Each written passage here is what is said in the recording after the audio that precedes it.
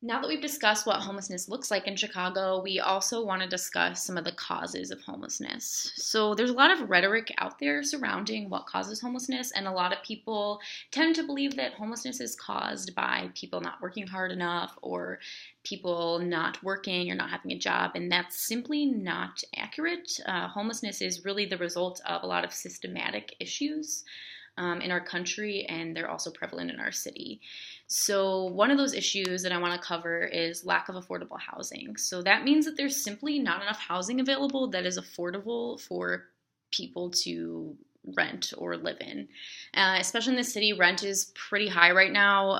51% of people are rent burdened, which means that they're paying over 30% of their income towards their rent.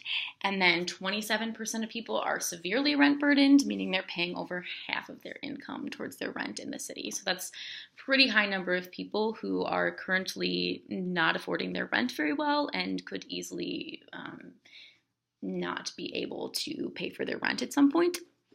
The minimum wage is also still not high enough to be what's considered a living wage. So people are not able to cover the cost of living on the current minimum wage. We're actually going to see an increase in the minimum wage in 2020. There was a bill passed to raise it to $13 an hour, which is a step up, but it's still probably not going to be enough to be considered a living wage in the city.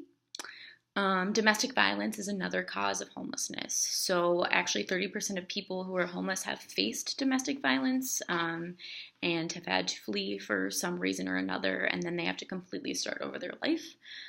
So, there can be a lack of resources for that, and they may not be able to have a home or find a home at that point. Another reason is that poverty is cyclical.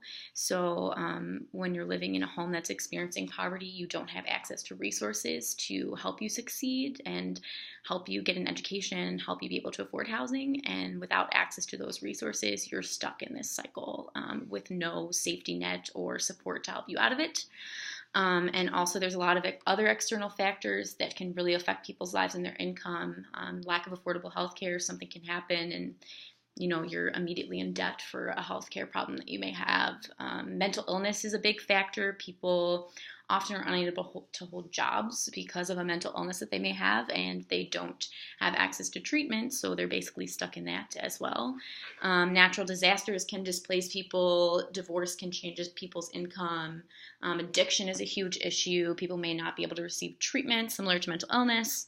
And there's actually a lot of discrimination that happens to especially LGBTQ individuals who may be kicked out of their homes for their identity. So there's basically a lot of systematic issues that have caused homelessness over the course of time, and it's really important to remember that these are the things that are causing it, not the people themselves.